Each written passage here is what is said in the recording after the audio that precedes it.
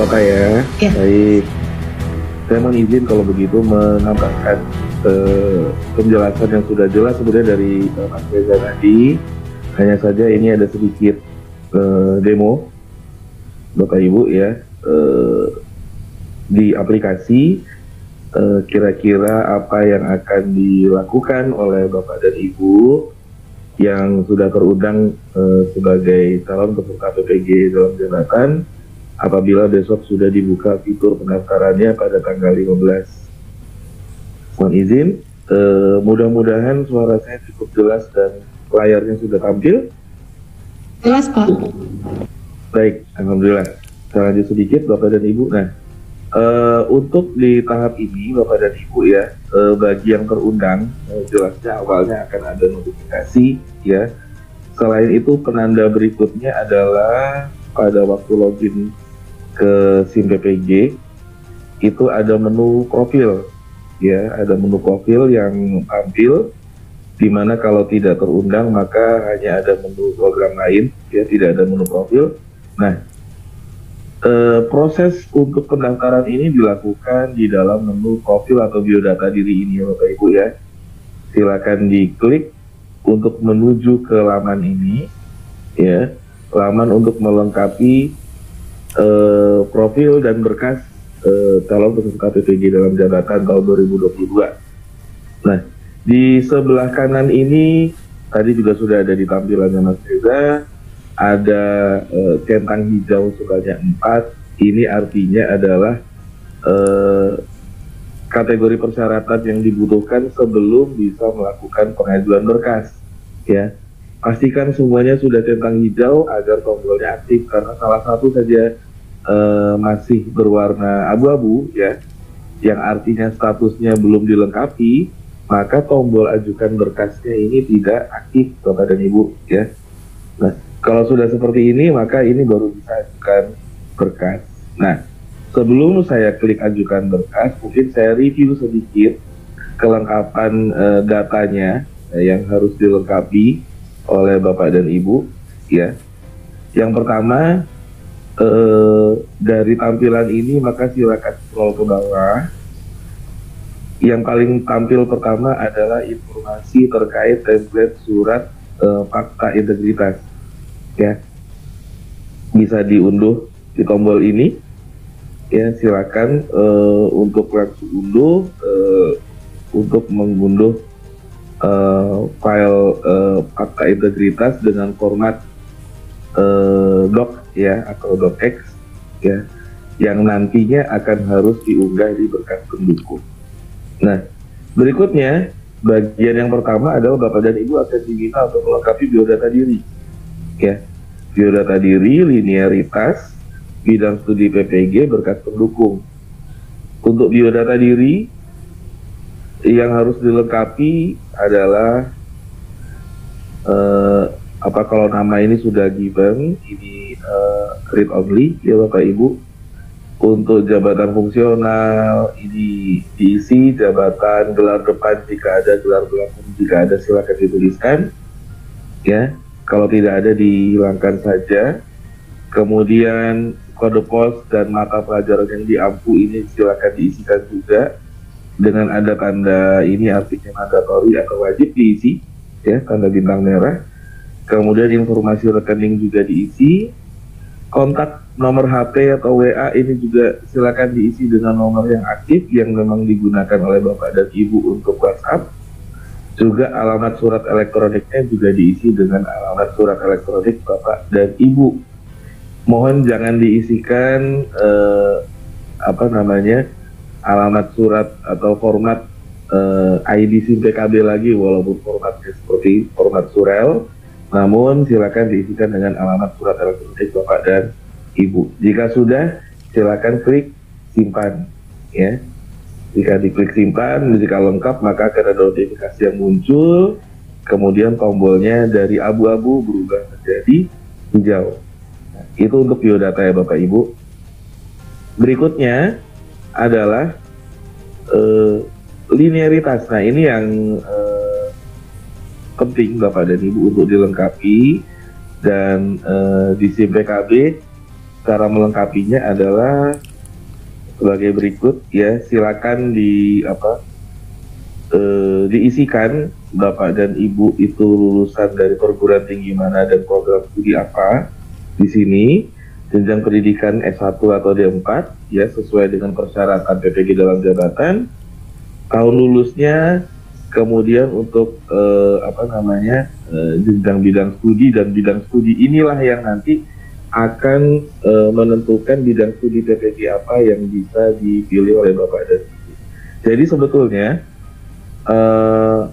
idealnya adalah seluruh program studi S1 Bapak dan Ibu itu bisa langsung membatasi pilihan bidang studi PPG-nya.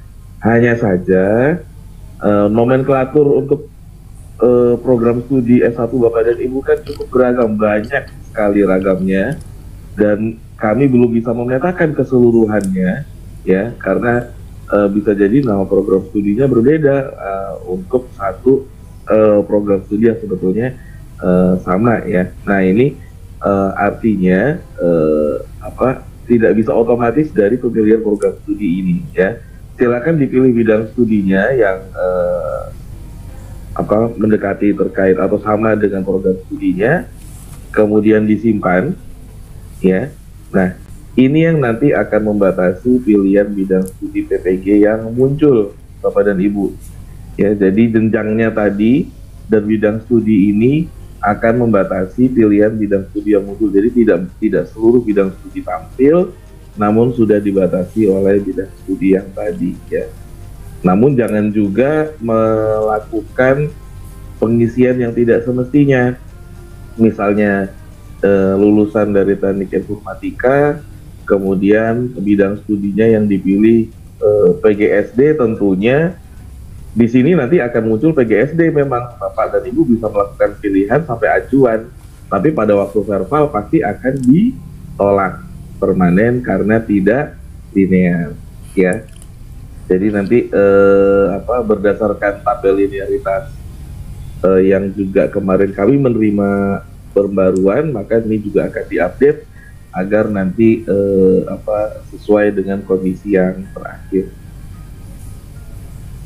Jika sudah dipilih, maka disimpan, kembali lagi akan ada notifikasinya dan centang hijau. Yang terakhir adalah berkas pendukung yang harus dilengkapi. Nah, kebetulan saya login sebagai akun kepala sekolah Bapak dan Ibu ya. Jadi jumlah berkasnya kalau dilihat sama yang diunggah, hanya saja beda dalam jenis berkasnya ya.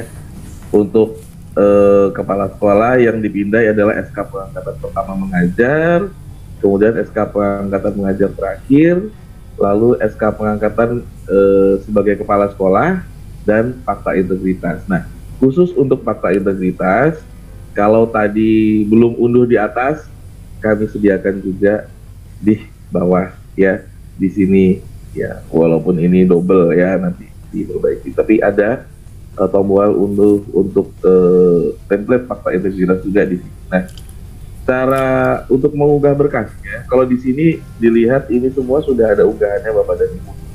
Karena sudah lihat berkas, ini kalau diklik dia akan muncul unggahannya ya. Kalau ingin mengganti, katakanlah salah unggah, silakan klik menu opsi ya, ubah, maka nanti akan muncul tampilan ini untuk mengunggah file jenisnya PDF, ukurannya mulai dari 20 KB sampai 1,5 MB. Silakan diklik ya, nanti akan muncul jendela untuk Bapak dan Ibu bisa memilih file mana, berkas mana yang akan diunggah ya. Kalau sudah dipilih, maka nanti akan ada ukuran filenya. Selama masih di dalam range ini maka aman, silakan disimpan. Kalau sukses menyimpan juga akan ada notifikasinya ya. Demikian ya Bapak dan Ibu. Satu lagi mungkin tadi sedikit terlewat di linearitas ya, bahwa ini kebetulan sudah terisi, ada ijazahnya. Namun apabila pertama kali Bapak dan Ibu mengisi, maka setelah melengkapi ini Bapak dan Ibu akan harus mengunggah ijazah ya, harus mengunggah ijazah di sini.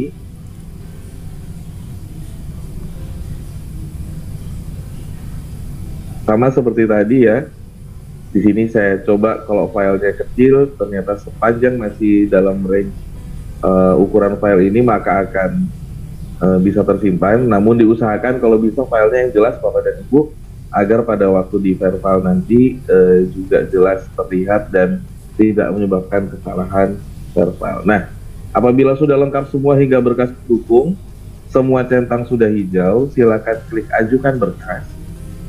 Dan di sini ada sedikit survei peminatan Bapak dan Ibu ya. Bapak dan Ibu bisa mengisi maksimal 3 LPTK dan 3 bidang studi, atau tidaknya isi salah satu saja ya, tidaknya isi salah satu saja, dan ini tidak berpengaruh terhadap pendaftaran yang Bapak Ibu lakukan. Silakan klik lanjut, kemudian simpan ya. Nah, kalau sudah muncul tanda berkas diajukan ini, artinya Bapak dan Ibu sudah berhasil melakukan pengajuan berkas, tinggal menunggu proses verval. Jadi silakan dipantau setiap hari, apakah verval sudah dilakukan, apakah vervalnya disetujui, atau mungkin ditolak perbaikan. Jangan sampai terlewat jadwalnya, karena jadwal untuk yang tadi sudah disampaikan, tanggal 15 hingga 19 itu adalah untuk ajuan baru. Ajuan baru adalah ajuan yang seperti ini ya. Pertama kali dilakukan, belum ada status verval sebelumnya. Kemudian kalau ajuan perbaikan tadi yang sudah disampaikan oleh Mas Reza adalah apabila sudah ada status perbaikan yang dilakukan ya. Saya coba untuk tampilkan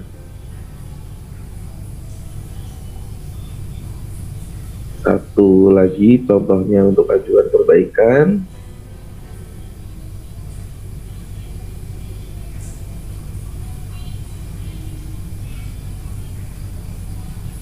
Oh, ini sudah diajukan juga ya. Tadi ini statusnya ajuan perbaikan, namun tidak apa-apa Bapak Ibu, namun intinya sama ya, hanya berbeda tanggal tadi, dibatasi tanggal. Jadi kalau ajuan perbaikan itu bisa sampai tanggal 25, namun untuk ajuan baru tadi hanya bisa sampai tanggal 19. Jadi usahakan setidaknya di tanggal-tanggal awal hingga tanggal 19 Bapak dan Ibu sudah melakukan ajuan berkas agar selanjutnya dapat diverval oleh admin LPMP. Demikian mungkin dari saya sudah cukup dulu untuk demonya. Saya kembalikan kepada Ibu Imas sebagai moderator. Silakan Ibu.